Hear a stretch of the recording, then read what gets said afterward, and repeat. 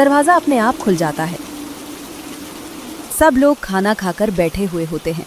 बारिश के साथ एक पुराना भीगा हुआ लिफाफा उड़ते उड़ते घर के अंदर आ गिरता है। माँ देखो, कोई कागज उड़कर आया है। रामू लिफाफा उठाता है। उस पर सिर्फ एक नाम लिखा था, रामू, लेकिन भेजने वाले का नाम नहीं था। ये हमारे नाम की चिट्ठी, लेकिन इस बारिश में कौन भेजेगा? रामू धीरे धीरे लिफाफा खोलता है। अंदर केवल एक पर्ची थी। उस पर लिखा था, जिस मेहमान को तुमने अपने घर में जगह दी है उसे पहचानने की कोशिश मत करना। सही समय आने पर सब सच खुद सामने आ जाएगा। पूरा घर सन्न रह जाता है। बाबा, ये किसने लिखा होगा? मुझे नहीं पता बेटा, मैंने तो गांव में किसी से दुश्मनी भी नहीं की। गौरी की नज़र धीरे धीरे मेहमान आदमी की तरफ जाती है। वो बिल्कुल शांत बैठा था, जैसे उसे पहले से सब पता हो। भैया, एक बात पूछूं? पूछो बहन। आप बुरा मत मानिएगा, लेकिन ये चिट्ठी, क्या इसका आपसे कोई संबंध है? आप बार बार कहते हैं कि सही समय आने दो। अब इस चिट्ठी में भी वही बात लिखी है। मेरा मन बहुत घबरा रहा है। मेहमान आदमी कुछ देर तक चुप रहता है, फिर धीरे से मुस्कुराता है। अगर मैं अभी तुम्हारे हर सवाल का जवाब दे दूं, तो शायद तुम लोग मुझ पर विश्वास नहीं करोगे, और अगर मैं चुप रहूं तो तुम्हें मुझ पर शक होगा।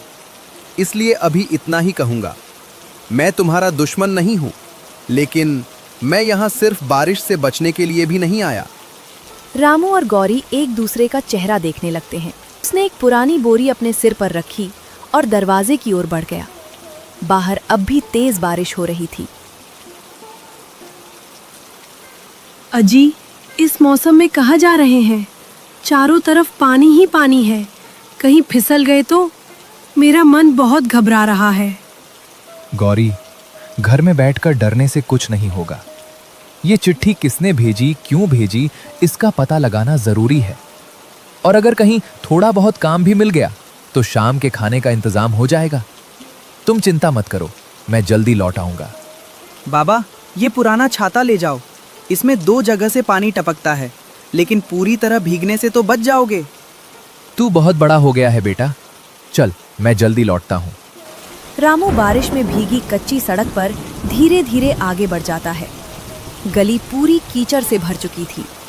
कई घरों के दरवाजे बंद थे। लोग खिड़कियों से बारिश देख रहे थे। रामू सबसे पहले गांव के बूढ़े किसान काका शंभू के घर पहुंचा। काका, काका, बाहर आइए।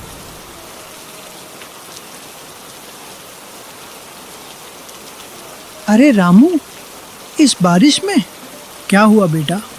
सब ठीक तो है? काका, कल रात 2 मुसाफिर मेरे घर रुके हैं। आज सुबह किसी ने मेरे नाम की एक चिट्ठी भेजी। उसमें लिखा था कि उन मेहमानों को पहचानने की कोशिश मत करना। आप पूरे गांव को जानते हैं, क्या किसी अजनबी को इधर आते देखा था? नहीं बेटा, लेकिन रात देर से मुझे ऐसा लगा था जैसे कोई आदमी पीपल के पेड़ के पास खड़ा था।